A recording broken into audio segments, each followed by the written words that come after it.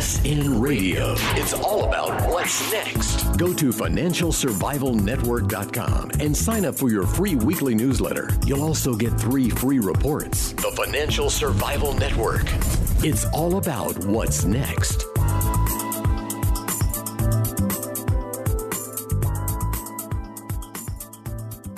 And welcome. You're listening to the Financial Survival Network. It's Kerry Lutz, and we're really pleased to have David Horowitz back on with us. I've been seeing him for years, but he's on a bit of a mission now, and his latest book is getting a lot of attention, especially after what happened in Texas, Islamo-Fascism and the War Against Jews, Volume 4 of the Black Book of the American Left. And David, welcome back to the show. Thank you. Hey, so obviously there is a war against Jews going on in the world. Tell us about the book and what's been going on here. Well, the Jews are just the canaries in the mine. Already they've killed more Christians than Jews. The Quran and the Islamic faith is particularly filled with Jew hatred. But it also has unkind things to say about Christians and other infidels who need to be subjected to Islam or killed. An epidemic of Jew hatred in Europe, but also in America on college campuses, which are the political base of the left. There are 54% of Jewish students say they've been the target of anti-Semitic attacks or witnessed one, which is really unprecedented since the Second World War. And the responsibility for that is 2 groups that are fronts for the Muslim Brotherhood, the Muslim Students Association, and Students for Justice in Palestine. And this book I've written, Islamo-Fascism and the War Against the Jews, describes my visits to these campuses and the speeches I gave and the attacks on me and on the speeches by these groups.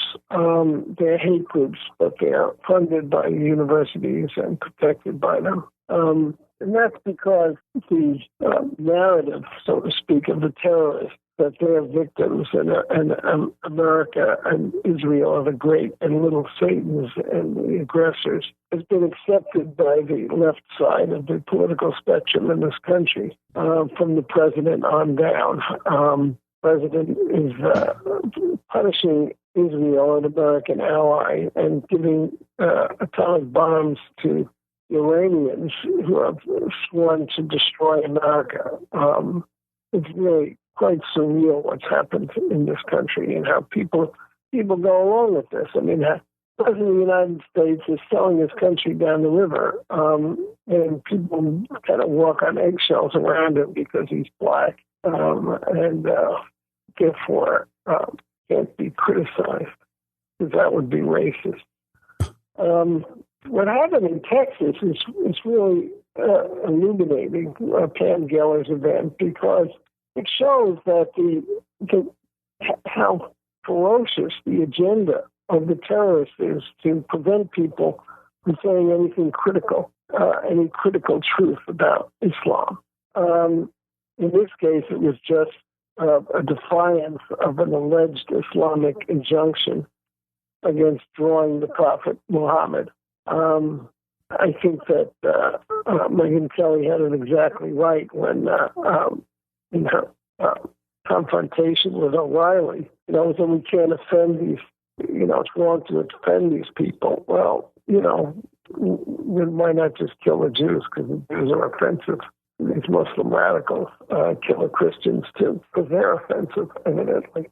So this is really where Americans have to draw the line, is in defense of free speech. And the first chapter of this book I've written, which is available at Amazon or on my website at frontpagemag.com, is called Islamophobia, Thought Crime of the Totalitarian Future. What the Islamists want to do, the jihadists, the people who hate and want to kill us, the first thing they want to do is to outlaw criticism of Islam and create blasphemy laws. Americans are so out of touch with their heritage and what gives them the privileges that they have, that they have forgotten that this country was founded by religious people who were fleeing blasphemy laws in Europe. When you have a church that's an established church that is backed by the state, then every religion, or non-religion for that matter, atheism, that doesn't toe the line of the church is a state criminal by definition. That would be the end of American democracy. If you can't criticize Islam or any other point of view, then you can't defend any right that you have. If they can shut you up, if the state is going to enforce a ban on critical speech about anything, then they can shut you off about anything that they want, that is to say everything. So this battle that Pam Geller has started, or she actually started it, joined, as it were, is absolutely crucial for all Americans. And the book I've written, Islamo-Fascism and the War Against the Jews, just gives you chapter and verse on this. The term Islamophobia was invented by the Muslim Brotherhood, which is an organization that spawned all the terrorist movement, ISIS, Al-Qaeda, all come out of the Brotherhood, Hamas. But the Brotherhood is an organization that our President Barack Obama supports. And again, I mean, we have such censorship in this country, such suppression of the truth, that Obama, who is betraying this country and endangering all of us, is getting away with this. I mean, he just goes on, and people are afraid to say what he is, which is a traitor. And he's also a racist. It should be obvious to everyone. Yeah, you just have to look at what happened in Baltimore, and the fingerprints are all over that riot, pre-planned, and Ferguson and other places.